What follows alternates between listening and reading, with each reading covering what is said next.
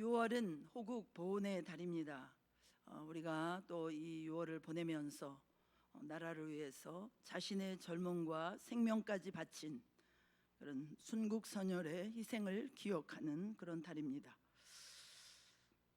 평소에는 나라의 소중함을 쉽게 잊고 살아가죠. 그러나 이제 세계 곳곳에서 전쟁과 또 분쟁과 국가의 붕괴로 인하여서 또 고통받고 또 이제 나라를 잃고 난민으로 떠돌아다니고 참 그런 사람들을 볼 때 국가가 존재한다는 것이 얼마나 큰 축복인지 깨닫게 됩니다. 성경은 하나님께서 민족과 나라를 세우시고 다스리는 분이라고 말씀합니다. 하나님께서 각 나라의 흥망성쇠를 주관하시고 백성들이 하나님을 경외할 때 그 나라를 지켜주셨습니다. 시편 33편 12절에 보면 여호와를 자기 하나님으로 삼은 나라 곧 하나님의 기업으로 선택된 백성은 복이 있도다. 시편 127편 1절에도 여호와께서 집을 세우지 아니하시면 세우는 자의 수고가 헛되며 여호와께서 성을 지키지 아니하시면 파수꾼의 깨어있음이 헛되도다라고 말씀합니다. 나라의 힘은 군사력이나 경제력만으로 유지되지 않습니다. 하나님께서 함께 하실 때 나라가 안전하고 하나님을 떠날 때 나라와 민족은 위기를 맞게 됩니다. 오늘 본문은 이스라엘 백성들이 블레셋과의 전쟁에서 참패를 당하는 안타까운 장면이 기록되어 있습니다. 하나님의 백성 이스라엘은 언약궤를 가지고 나가면 승리할 것이라고 생각했지만 정작 하나님을 의지하지 않은 결과 나라가 큰 위기에 빠지게 되었습니다.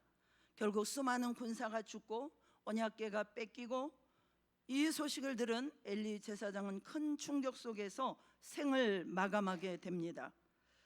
호국 보훈의 달을 맞이하여서 우리는 이 본문 말씀을 통해서 하나님께서 지키시는 나라가 되려면 무엇이 필요한지, 그리고 한 지도자가 하나님 앞에 바로 서는 것이 얼마나 중요한지를 함께 살펴보고자 합니다. 여러분, 우리 성도들이 살면서 가장 조심해야 될 일 중에 하나는요, 어떤 일을 하면서 하나님이 나와 함께 하신다고 주장하는 것입니다. 하나님이 내 편이시니 나는 반드시 승리할 것이다, 이런 주장을 너무 함부로 하는 것입니다. 19세기 중반에 미국이 남과 북으로 나뉘어져서 동족 상잔의 전쟁을 했습니다. 양측이 다 하나님이 우리와 함께 하신다고 주장했습니다. 양쪽이 다 군목 목사님들이 전투 중에 따라다니면서 열심히 예배를 드리면서 승리는 내 것일세 하면서 기도하고 전쟁했습니다. 어떤 때는 북군이 이기고 어떤 때는 남군이 이겼습니다. 서로 끝없는 유혈 충돌을 3년을 계속했는데 그 전쟁에서는 남군과 북군 양쪽에서 무려 62만 명이 넘는 전사자가 나왔다고 합니다. 그런 전쟁의 정점에서 북군의 지도자였던 아브라함 링컨 대통령은 전쟁 말기에 말했습니다. 하나님이 우리와 함께 하신다고 하기 전에 과연 우리가 하나님과 함께하고 있는가? 우리가 하나님과 함께하고 있는가? 이것을 돌아볼 때가 되었습니다.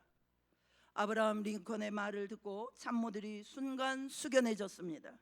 믿음의 사람 아브라함 링컨 대통령은 자기들이 잘못했을 수도 있다는 영적인 자각을 하기 시작한 것입니다. 바로 그 겸손한 기도 때문인지 북군이 승리를 했습니다. 승리하고 나서도 아브라함 링컨은 전에 없는 파격적인 관대함으로 남군에게 패배와 책임을 묻지 않고 전원 집으로 돌려보내고 보상금도 물게 하지 않았습니다. 아브라함 링컨이 했던 말처럼 과연 우리는 하나님과 함께하고 있는가를 오늘 본문 말씀을 살펴보면서 진지하게 고민해 볼 필요가 있습니다. 수백 년간 유럽을 종교 전쟁으로 물들였던 그 시즌에도 하나님이 우리와 함께 하신다고 하는 그런 독선이 너무나 많은 아픔을 빚어내지 않습니까? 교회들 안에서도 교회를 분열시키는 사람들의 항상 하는 말은 하나님이 내 편이다, 그러므로 우리는 승리할 것이다, 나도 틀릴 수 있다는 겸손함이 없이 하나님이 항상 내 편이라고 하는 독서는 정말 많은 문제를 야기합니다. 오늘 본문에서 우리는 이스라엘이 무모한 자신감으로 패배하는 것을 볼 수가 있어요. 1절을 읽어보면요, 사무엘의 말이 온 이스라엘에 전파되니라. 같이 읽겠습니다. 시작.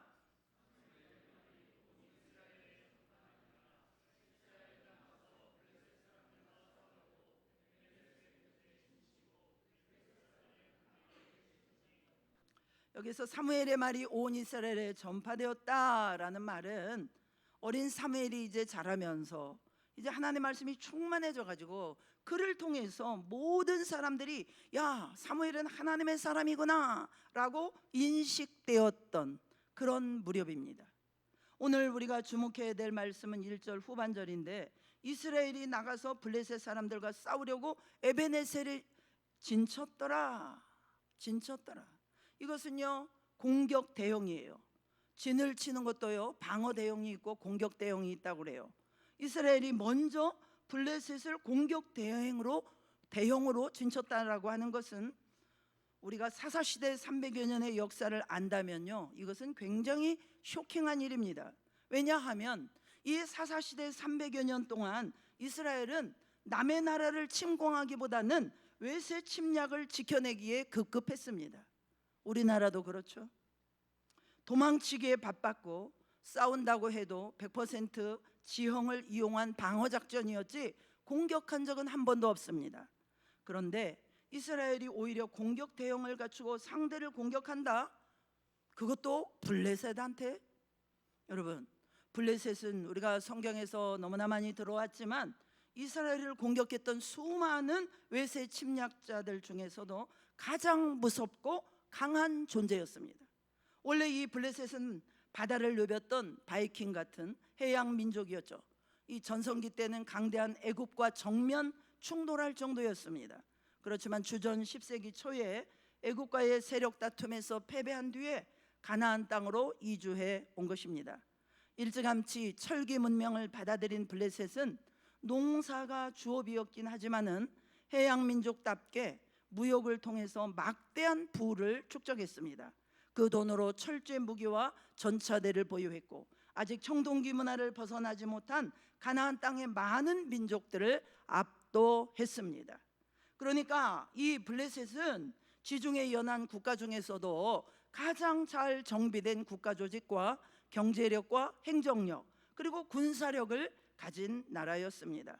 그래서 이스라엘은 할 수 없이 가나안 땅 중에서도 가장 노란자 땅, 기름진 남서부의 그 해양 평야지대를, 우리로 치면 이 호남 평야를, 곡창지대를 이 고스란히 블레셋에게 빼앗길 수밖에 없었습니다. 그래서 이제 막판에 이 블레셋은 40년간 엄청난 군사력으로 이스라엘을 압제했습니다. 그런데 갑자기 이스라엘이 어떻게 감히 블레셋을 상대로 체계적인 군대나 무기나 이런 것도 없이 먼저 선제 공격할 공격 대형을 갖출 생각을 했을까요? 17세기 영국의 패트릭 주교라고 하는 신학자는 이 일이 블레셋의 40년 이스라엘 통치 기간 중간쯤에 삼손의 그런 죽음 얼마 뒤에 일어난 일로 계산을 합니다. 그렇게 보면은 이해가 좀 됩니다. 무슨 얘기냐면, 여러분, 삼손이 어떻게 죽었는지 아시지요? 블레셋 신전에 사람들이 가득 모여 파티할 때 하나님이 삼손에게 힘을 주셔가지고 기둥을 무너뜨려서 수많은 블레셋 방백들과 장군들과 지도자들 수천 명이 함께 죽었습니다. 그럼 어떻게 됐을까요? 이 블레셋은 지도층이 한꺼번에 괴멸된 리더십 공백이 일어났겠죠. 그것을 지켜보던 이스라엘이 야, 때가 왔다. 드디어 이 블레셋한테 우리가 그동안 너무나 당했는데 한을 갚을 절호의 기회가 왔구나, 이렇게 판단하고 아마 군사를 일으켜서 먼저 블레셋으로 공격하기로 결정했을 것입니다. 인간적인 생각으로는 옳은 판단일 수 있을지 모르나 문제는 블레셋은 약해졌지만 그렇다고 해가지고 이스라엘이 강해진 것은 아니었다는 사실입니다. 무기가 있는 것도 아니고요, 체계적인 군사 훈련을 한 것도 아니면서 이때가 찬스다 돌격했는데 첫 번째 전투에서 대패합니다. 이스라엘이 무려 4천 명의 전사제를 내고 물러섰습니다. 자, 여러분, 실패는 누구나 할 수 있습니다. 문제는요, 그들은 패배의 원인을 깊이 회개하며 하나님께 물어서 그 다음 실패를 막아야 되는데, 이스라엘은요 지금 그게 안 됩니다. 인간적인 방법을 찾았습니다. 3절 함께 읽겠습니다. 3절입니다. 시작.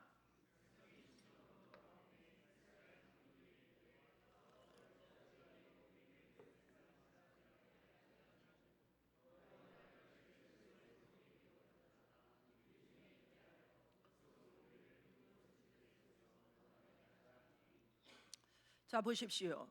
첫 단추부터 지금 잘못 꿰고 있지요. 우리가 왜 패배했는가를 겸손하게 자기 자신에게서 찾는 것이 아니라, 여호와께서 어찌하여 우리를 패하게 하셨지? 책임이 누구한테 있다는 거예요? 하나님한테 있다는 겁니다. 그러면서 고민하다가 누군가가 아이디어를 냈어요. 야, 저 중앙 실로로 사람을 보내가지고 하나님의 언약궤를 가져오자. 언약궤를 전쟁터로 가지고 나가면 승리할 수 있을지도 모르지 않겠냐? 왜 이런 생각을 했을까요? 이 언약궤는요, 오래전에 모세가 시내산에서 받은 십계명을 넣은 상자입니다. 이것은 하나님의 임재를 상징하는 이스라엘 국가 보물 1호입니다. 광야 생활 내내 이 언약궤를 앞세우고 행진했잖아요. 그 언약궤가 있으면 구름기둥, 불기둥이 그들을 광야에서 지켰습니다. 언약궤가 있었기 때문에 독충도 그들 진영에 가까이 하지 못했어요. 언약궤를 중심으로 예배했을 때 하나님이 항상 그들을 지켜주셨어요. 여호수아가 요단강을 건널 때도 언약궤를 앞세워서 요단강을 갈랐습니다. 여리고성을 돌 때도 언약궤를 앞세우고 돌아서 무적의 여리고성을 무너뜨렸습니다.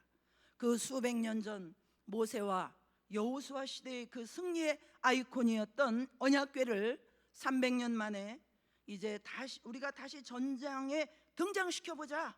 그러면 우리가 승리할 것이다. 그들은 하나님보다도 하나님을 상징하는 언약궤를 의지했습니다. 하나님과의 관계보다 형식을 붙잡은 것입니다. 회개보다 방법을 찾은 것입니다. 그 당시 이스라엘은 지도층부터 무너져 있었어요. 엘리와 엘리의 아들들이 돈을 밝히고요, 음란했고요. 그들이 영적으로 무너져 있으니까 이스라엘 백성들도 뭐 볼 것도 없죠. 주변에 가나안 사람들과 똑같이 세속화되어 있었으면서도 그들은 자신들의 죄를 회개할 줄 몰랐습니다. 여러분, 영성이 너무나 타락하면요, 은혜가 너무 메말라 버리면요, 회개도 못합니다. 이렇게 영적으로 무기력해져 있는 상태에서 이미 하나님의 임재가 그들을 떠난 지 오래되었어요. 누구와 싸워도 패배할 수밖에 없었는데, 이 한다는 말을 좀 보세요. 우리가 언약궤를 가져다가 그것이래요. 언약궤를 그것이래요. 감히 인격체이신 하나님의 임재를 무슨 자기들이 부릴 수 있는 그것, 승리의 도구로 부적처럼 전락시켜 버린 것입니다.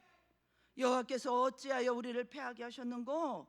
이 표현에서 보듯이 하나님은 그들이 어떻게 살든지 상관없이 무조건 그들의 욕심대로 해줘야 되는 분이었던 거예요. 여러분, 하나님은 그들이 이리 가라 하면 이리 가시고 저리 가라 하면 저리 가시고, 이런 알라딘 램프의 하인이 되어 주셔야 했던 것입니다. 오늘날도요, 너무나 많은 성도들이 하나님 말씀대로 살지는 않으면서 하나님의 힘만을 구합니다. 세상적으로 내가 승리하게 해달라는 거죠. 세상적으로 내가 잘 나가게 해달라는 거죠. 그게 이루어지지 않으면 하나님이 어찌 나한테 이러실 수가 있냐? 원망합니다. 자신들의 흐트러진 영성이 하나님의 임재를 떠나게 했던 것을 꿈에도 모르고 급할 때만 하나님의 이름을 부릅니다. 응답 안 해주시면 입 나오고요, 시험 들고요. 여러분, 영적으로 무너진 상태에서 우리가 아무리 경건의 모습을 갖춘다 할지라도 영적 전쟁을 이길 수 없습니다. 회개 없는 구원, 회개 없는 축복을 달라. 이것은요, 우리 죄를 위해서 돌아가신 예수님의 보혈을 모독하는 것입니다. 그러므로 우리가 단순히 교회 다닌다는 사실 하나만으로, 어떤 종교적인 행위를 한다는 그 하나만으로 하나님이 내 편이다, 하나님이 우리 편이다, 이렇게 확신해서는 안 됩니다. 말씀대로 살지 않는 사람에게 하나님의 능력이 임할 수도 없고요, 하나님의 능력이 임하지 않는 그 사람은요, 결코 어떤 영적인 싸움도 이길 수가 없습니다. 하나님 없는 열심은 나라를 살리지 못합니다. 4절 읽겠습니다. 4절입니다. 시작.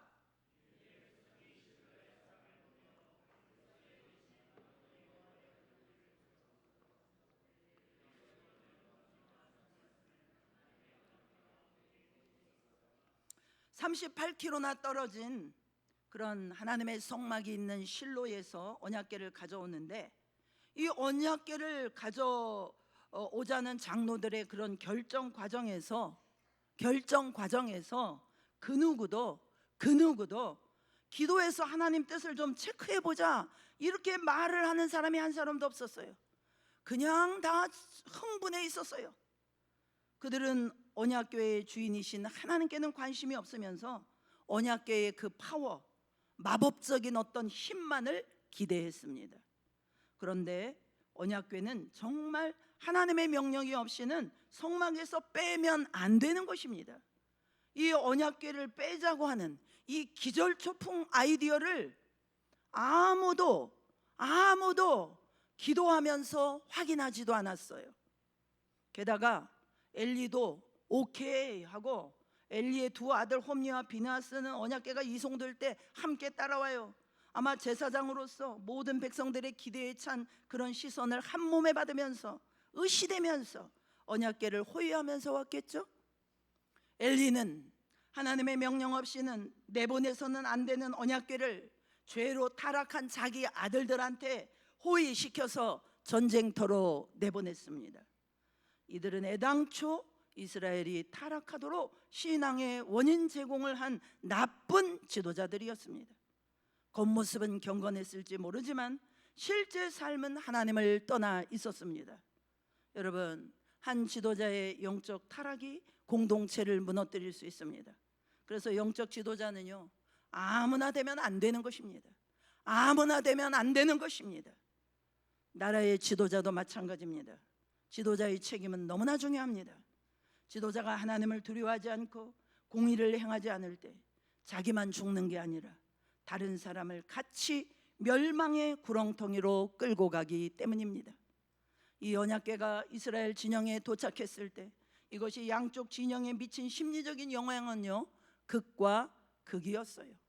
일단 언약궤가 이스라엘 진영으로 돌아오니까 이스라엘 병사들은요, 너무 좋아가지고 환호성을 질렀어요. 5절에 보니까 막 지각이 흔들릴 정도로 얼마나 다들 박수치고 환호를 했는지. 이미 환호성으로 치면요, 다 이겨버렸어요. 김칫국을 마셔도요, 보통 마신 게 아닙니다. 수백 년 전 여호수아 시대 때 백전백승 이 승리의 아이콘이 언약궤였어요. 야, 언약궤가 왔다. 이제 승리는 따놓은 당상이다. 천지가 떠나갈 듯한 그 환호성. 그러나 여러분, 환호성만으로 전쟁을 이길 수가 있습니까? 전쟁을 이길 수가 있습니까? 경건의 모양만으로 어떻게 세상을 이깁니까? 경건의 능력이 있어야 이기는 줄로 믿습니다. 경건의 능력은 영적인 본질, 거룩에서 나옵니다. 거룩에서 나옵니다. 환호성을 질렀던 이스라엘 백성들처럼 오늘날 우리가 할렐루야, 아멘, 믿습니다, 믿습니다 크게 외친다고 되는 것이 아니에요. 주님이 말씀하시기를 나더러 주여 주여 하는 자마다 천국에 들어갈 것이 아니고 다만 하늘에 계신 내 아버지의 뜻대로 행하는 자라야 들어갈 것이다. 진실한 회개 없이, 신실한 순종이 없이 하나님은 내 편이라고 고함질러서는 안 되는 것입니다. 이스라엘 군영의 그런 환호성이 얼마나 우렁찼던지 저쪽 블레셋 진영까지 다 들렸어요. 그 블레셋 지휘관들이 놀라지 않았겠어요? 아니 엊그제 깨박살 나가지고 말이야 4천 명의 전사자가 나고 완전히 대패했는데 겁에 질려서 덜덜덜 떨고 있어야 될 이스라엘이 마치 이긴 것처럼 왜 저렇게 한호성을 지르고 난리지? 무슨 일이지 도대체? 때마침 이스라엘 진영에 파견되었던 블레셋 첩자들이 있었겠죠. 본영에 도착해가지고 이러이러한 상황을 전해줍니다. 블레셋 장수들이 충격을 받았겠죠. 6, 8절에 보면 우리에게 화로다. 누가 우리를 이 능한 신들의 손에서 건지리요. 그들은 광야에서 여러 가지 재앙으로 애굽인을 친 신들이니라. 이스라엘 진영에 언약궤가 도착했다는 사실이 이 블레셋 군대에게 왜 충격이었느냐? 그 당시 가나안 족속들은요 각자 자기 민족을 지켜주는 신이 있었다고 믿었어요. 여러분 가보시면 알지만 모든 문명이 있었던 그런 도시들의 한가운데는요 신전이 딱 서 있어요. 어디를 가나. 그래서 나라끼리 전쟁을 할 때는 그 나라가 섬기는 신들의 전쟁인 것입니다. 그래서 이기면은 이쪽 신이 이겼다고 생각했어요. 그래서 진 쪽의 신상을 끌어오기도 했던 것입니다. 블레셋 사람들도 이스라엘의 하나님에 대해서 들은 바가 있잖아요. 원래 해양 민족이었던 블레셋이 왜 여기까지 쫓겨왔다 그랬죠? 애굽과 전투에 져서 왔다고 했잖아요.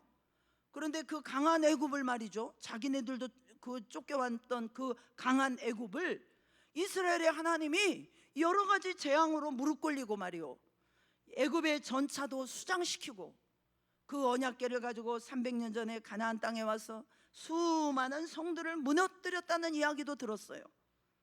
그런데 그 전설의 언약궤가 드디어 이스라엘의 군영으로 왔다는 거예요. 그 당시 사람들의 신관으로는 이스라엘의 신이 온 것입니다. 그러니까 이 싸움이 보통 어려운 게 아니에요. 놀라운 것은요, 그랬었다면 이 블레셋 사람들이 기가 죽어가지고 전투를 포기해야 되잖아요. 반응이요 정반대로 나옵니다. 9절을 읽습니다. 9절입니다. 시작.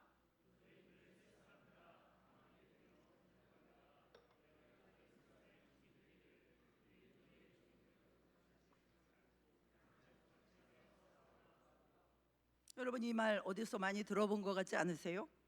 그 옛날 가나안 정복 전쟁하기 전에 하나님께서 여호수아에게 하셨던 말씀입니다. 그 대사를 이 블레셋 사람들이 그대로 자기 병사를 정신교육시키는데 사용한 거예요. 아니 이스라엘의 강력한 하나님의 언약궤가 왔다는데 어떻게 이런 반응이 나올 수 있죠? 처음에는 그들도 동요했겠죠. 그런데 역시 이 블레셋 장군들은 보통 사람들이 아닙니다. 이 위기를 오히려 역으로 자기 병사들의 사기를 진작시키는 기회로 사용한 것입니다. 야 너희들 정신 차려. 강하게 대장부가 돼야 돼. 이제 정말 물러설 곳이 없단 말이야. 지난 20년 동안 우리는 이스라엘을 종으로 삼고 짓밟았는데 이번 전쟁에 패한다면 이제 거꾸로 이스라엘이 우리를 종으로 삼고 짓밟을 거야. 그런 무서운 보복과 수치를 당하고 싶지 않거든. 모두 목숨 걸고 싸워야 돼. 우리는 배수의 진을 치고 붙어야 된다는 거예요. 자, 객관적인 전력에서 이미 블레셋은 이스라엘보다 월등한 우위를 점령하고 있습니다. 무기로나 군사 체계로나 모든 것에서 우위예요. 그리고 그 전날 전투에서 블레셋이 이겼잖아요. 그런데도 블레셋은요 이 언약궤가 도착했다는 사실 하나만으로도 오히려 마치 패배해서 회복하는 병사들처럼 우리 죽기까지 싸우자, 죽기까지 싸워야 돼 하고 결의를 다지는데, 전날 전투에서 아주 패배했던 이스라엘 쪽만 야 언약궤가 왔어, 우리 이길 거야, 이런 핑크빛 자신감에 가득 차가지고 하나님은 우리 편일 거라는 헛된 착각에 빠져 있었습니다. 오히려 블레셋은 이를 악물고 독하게 나오는데 말이죠. 제가 이걸 보면서 마귀와 영적 전쟁을 벌이고 있는 우리들도 너무 마귀들의 그 결기를 우습게 보고 있지 않는가 생각합니다. 너무 우습게 보고 있지 않는가. 마귀는요 집요하고 아주 독하게 교회를 공격할 준비를 하고 있습니다. 주님은 내가 세상을 이겼노라 하셨는데요, 세상을 이긴 건 주님이시지 우리가 아니에요. 마귀가 우리를 두려워하는 유일한 이유는 우리의 머리가 주님이시기 때문입니다. 그런데 머리 대신 주님을 교회가 온전히 순종하고 있지도 않으면서, 그를 사랑하고 그의 말씀대로 살아가고 있지도 않으면서 그러고 있다면 마귀는요, 우리를 두려워하지 않습니다. 마귀가 어느 정도 독합니까? 베드로전서 5장 8절에 보면 마귀가 우는 사자와 같이 두루다니며 삼킬 자를 찾는다고 했습니다. 지금 마귀한테 삼켜져서 죄의 노예가 되어서 완전히 무너져 있는 사람들이 얼마나 많습니까? 그런데요, 마귀는 이걸로 만족하지 않아요. 끊임없이 다음 먹이를 찾아다니고 있습니다. 마귀는 감히 하나님의 아들 예수님한테도 시험 걸었던 존재입니다. 쉽게 무너지지 않습니다. 그 C.S. 루이스의 스크루테이프의 편지 이런 데 보면 일보 후퇴는 하지만 한 번 물었던 자는 끝까지 공격합니다. 한 번 물었지만 어떻게 내가 후퇴했어, 끝까지 포기하지 않냐고 공격합니다. 그런데 너무나 많은 교회와 성도들이 너무 안일한 자세로 영적 전쟁에 임하는 것입니다. 안 보이니까, 안 보이니까. 보여야지 뭐가. 그냥 하나님이 우리 편이겠거니 생각하는 거예요. 막연한 자신감. 이렇게 나약하게 영적 전쟁을 하면요, 큰일 납니다. 마귀는 전력 투구하고 대충 하지 않는데 우리는 다 풀어져 가지고요, 뭐 어떻게 되겠지, 하나님이 우리 편이시잖아, 우리가 하나님 앞에 어떻게 서 있는지는 체크하지도 않고 이렇게 안일한 생각을 하는 것입니다. 이렇게 안일한 생각을 하는 것입니다. 이스라엘이 두 번째 패배합니다. 그리고 그 패배는 전의 패배와는 차원이 다른 무참한 패배였어요. 10절에 보니까 블레셋 사람들이 쳤더니 이스라엘이 패하여 각기 장막으로 도망하였고 사륙이 심히 커서 이스라엘 보병에 엎드러진 자가 3만 명이었으며, 두 번째 전투에서 블레셋 사람이 쳤더니, 이 말은 이제 전투의 주도권을 처음부터 블레셋이 갖고 갔다는 뜻이에요. 처음부터 일방적으로 블레셋 군세에 괴멸되는 그런 상황입니다. 뛰어난 무기를 가지고 철저히 훈련된 블레셋 군대가 아주 정신력까지 아주 독하게 마음을 먹고 우리는 저들의 신과 싸워야 된다는 독한 마음으로 전력 투구하며 나왔으니, 흐트러져 있던 그냥 막연하게 언약궤만 믿고 나왔던 이스라엘은 처참하게 무너졌습니다. 패하여 각기 장막으로 도망하였다라는 말은 지휘 체계가 아주 붕괴돼 가지고 각자 살 길을 찾아서 완전히 콩가루처럼 와해되었다는 뜻입니다. 블레셋 군대는 순식간에 무너지는 이스라엘을 추격하며 학살을 시작했는데 그날 3만 명의 전사자가 나왔습니다. 3만 명이면 이스라엘이 작은 지파 하나가 그냥 무너져 버린 거예요. 작은 지파 하나가 없어진 거예요. 언약궤마저 블레셋에게 탈취당했습니다. 그 언약궤 옆에 있었던 엘리의 두 아들도 그 자리에서 전사합니다. 헛된 믿음의 대가는 혹독했습니다. 그리고 뒤에 가서 12절로 18절에 가보면요, 엘리 집안의 마지막 몰락까지 아주 자세하게 다룹니다. 제사장 엘리는 이 패전 소식을 전령으로부터 전해 들었어요. 전령이 와서 패배했다는 이야기를 알리기 시작하니까 실로에 있었던 모든 백성들이 통곡하기 시작하고, 엘리는 이를 악물고 전령의 소식을 듣습니다. 전령이 세 가지를 얘기해 줍니다. 첫째, 이스라엘이 패배했다. 수많은 군사들이 죽었다. 둘째, 당신의 아들 두 사람도 죽었다.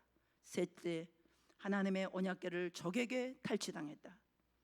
엘리는 두 번째 뉴스까지는 이를 악물고 듣다가 전쟁에서 패배한 거, 아들이 죽은 것보다 더 큰 충격은 언약궤를 뺏겼다는 것이었어요. 왜냐하면 언약궤는 수백 년 동안 이스라엘 민족의 자존심이고 생명이었습니다. 이때까지 광야에서 모세가 언약궤를 받은 뒤로 수백 년의 그 외세의 침략을 당하면서도 단 한 번도 언약궤를 뺏긴 적이 없습니다. 인생에서 아무리 무너지고 쓰러져도요, 언약궤가 있으면 하나님 손을 잡고 다시 시작할 수가 있는데, 언약궤를 뺏겼다는 것은 이스라엘의 끝을 의미했습니다. 이 언약궤에 대한 책임은 전적으로 대제사장에게 있었습니다. 절대로 하나님의 특별한 허락 없이는 언약궤를 성 밖으로 가져가면 안 되는 건데, 허락도 없이 엘리가 그 아들과 함께 이것을 내보냈어요. 그래서 안 그래도 불안하던 차에 민족의 생명과도 같은 이 언약궤를 뺏기고 나니까 엘리는 그 충격에 멍해졌던 거예요. 엘리의 아들들과 엘리 집안의 몰약을 이렇게 세밀하게 다루는 이유가 무엇입니까? 엘리는요, 개인적으로 아주 온유한 사람이에요. 그러나 자녀들의 죄를 바로잡지 못했습니다. 영적 지도자로서 책임을 다하지 못했습니다.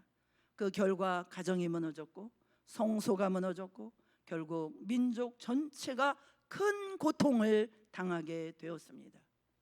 여러분, 지도자의 책임은 이렇게 중요합니다.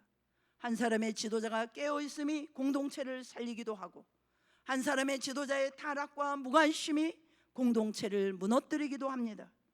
이스라엘의 패배와 언약궤가 뺏기는 것과 또 영적 지도자들의 잘못이 함께 간다는 거예요.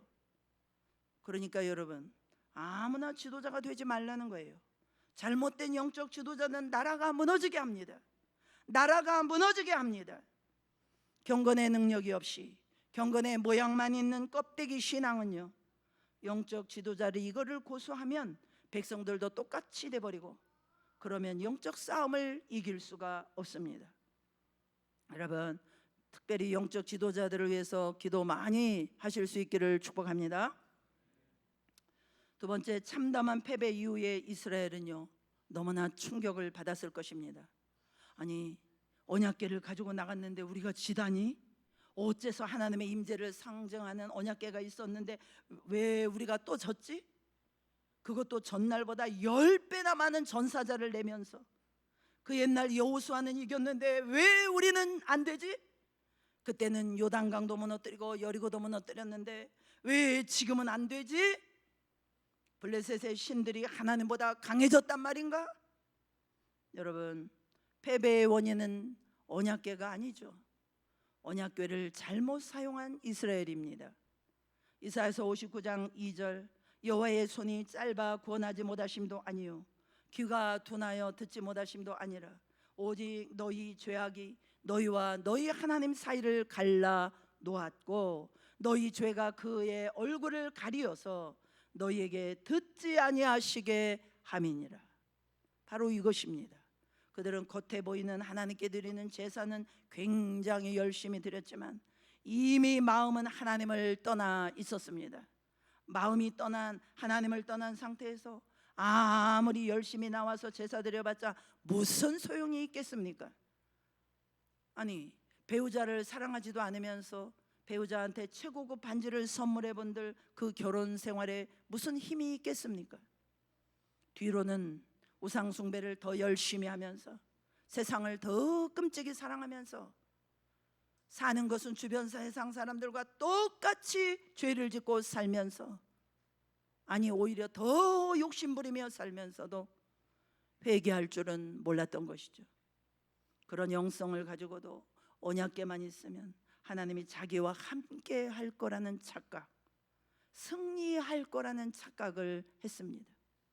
십자가 목걸이만 메고 나가면 아무렇게나 살아도 만사 형통하리라고 믿는 것과 같은 것입니다. 하나님의 언약궤를 어떻게 부적같이 사용합니까? 이스라엘의 마음이 언약궤를 주신 하나님에게 있지 않았어요. 하나님을 섬김의 대상이 아니라 욕심의 도구로 전락시켰습니다. 하나님은 이런 상황에서 언약궤가 있어 본들 어찌 이스라엘과 함께 하겠습니까? 그 옛날 여호수아가 언약궤를 모시고 갔을 때는 승리했는데 지금 이스라엘이 갔을 때는 왜 패배하는가? 여호수아는 순종의 사람이고 지금 이스라엘 사람들은 불순종의 사람이니까 그런 것입니다. 누가 그 언약궤를 잡느냐에 따라서 완전히 달라지는 것입니다. 오늘 본문은 하나님은 결코 만홀히 여김을 받지 않으신다는 것을 보여줍니다. 하나님의 백성들이 거룩해지지 않으면 세상 사람들과 결코 싸워서 이길 수가 없다는 것을 하나님은 우리에게 엄중히 경고하시는 것입니다. 우리가 지난 한 주간 동안도 5일 동안 특별 저녁 기도를 가졌습니다. 하나님이 주신 주제가 무엇이었습니까? 거룩함이, 우리 한번 해보실까요? 거룩함이 능력이다. 내가 하나님을 진심으로 사랑하고 순종하지도 않으면서 자기 욕심으로 언약궤를 이용하려고 하고 거룩과 순결의 삶이 없으면서도 기도하고 그럴 때 하나님은 움직이시지 않고 그런 위선적인 예배에 반응하지 않는다는 것입니다. 하나님과의 관계가 막혀버린 상태에서 우리는 결코 블레셋을 이길 수가 없습니다. 오늘날 우리는 블레셋보다 훨씬 강한 마귀의 군대와 대치하고 있어요. 그런데 경건의 모양만 갖추고 능력을 잃어버린다면 우리도 이렇게 성도의 상급은 뺏기고 마귀에게 조롱당할 수 있다는 것입니다. 에이브라임 링컨이 말했던 것처럼 하나님이 우리 편입니다 라고 주장하기 전에 과연 우리는 하나님 편에 서 있습니까? 스스로를 겸허히 돌아보는 회개와 겸손이 우리에게 있어야 될 줄로 믿습니다. 하나님을 믿는 우리들이 우리가 부르는 하나님의 이름에 대한 거룩한 책임감을 가져야 합니다. 언약궤는 눈에 보이는 거룩의 모습이에요. 우리가 교회에 오래 다닌 이런 사람들이 하는 어떤 종교적인 행위라고 볼 수 있습니다. 오늘도 여러분 주일 예배에 잘 참석하시고 헌금도 드리시고 사역도 한두 개 하시고 이러면 상당히 모범적인 성도라고 성도들도 그렇고 자기 자신도 착각할 수 있어요. 우리가 뭐든지 기도하면 하나님이 우리 편이 될 거야 이렇게 착각할 수 있는데 중요한 것은 진정성입니다. 저는 우리 한국교회가 맡고 있는 가장 큰 위기는 우리의 영적 지도자들의 위기이고 영적 지도자들의 그런 어떤 완전하지 못함의 문제가 아니라 진정성의 문제라고 생각합니다. 설교를 못해서가 아니에요. 설교대로 살려고 몸부림치는가? 이것이 문제라고 생각합니다. 다음 세대 교육도 마찬가지예요. 어른들이 옳은 말을 안 해서가 아니에요. 옳은 말을 하는 우리 어른들이 하나님 앞에 제대로 살기를 몸부림치는가? 이것이 문제라고 믿습니다. 정말 우리가 하나님을 사랑하고 존중합니까? 은밀한 죄까지도 늘 하나님 앞에 겸손히 회개합니까? 내게 상처를 준 사람들 용서하려고 발버둥치며 눈물로 기도합니까? 하나님 말씀대로 살지 못하는 내 자신의 모습이 너무나 부끄러워서 하나님 앞에 웁니까? 예수님의 보혈의 은혜 앞에 깊이 잠겨 있으려고 노력합니까? 이런 태도가 바로 우리가 하나님 편에 서는 것입니다. 우리가 하나님 편에 서야 하나님도 우리 편에 서시는 것입니다. 교회의 영적 각성이 먼저입니다. 교회의 영적 각성이 먼저입니다. 오늘 우리는 사무엘상 4장 말씀을 통하여 이스라엘이 왜 패배했는지를 살펴보았어요. 그들은 전쟁에서 진 것이 아니라 먼저 하나님과의 관계에서 무너졌습니다. 언약궤는 있었지만 하나님을 향한 경외심은 사라졌어요. 종교적인 형식은 있었지만 회개와 순종은 없었습니다. 결국 하나님을 떠난 백성은 나라의 위기를 막을 수 없었어요. 지금 나라가 위기라고 많은 사람들이 이야기하는데 나라의 위기까지 갈 것도 없어요. 결국 하나님의 백성들의 회개가 먼저입니다.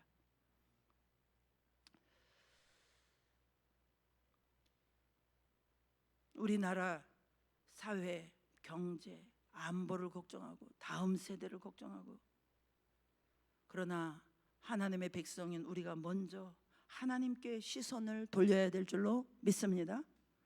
역대하 7장 14절 말씀 우리 함께 읽겠습니다. 시작.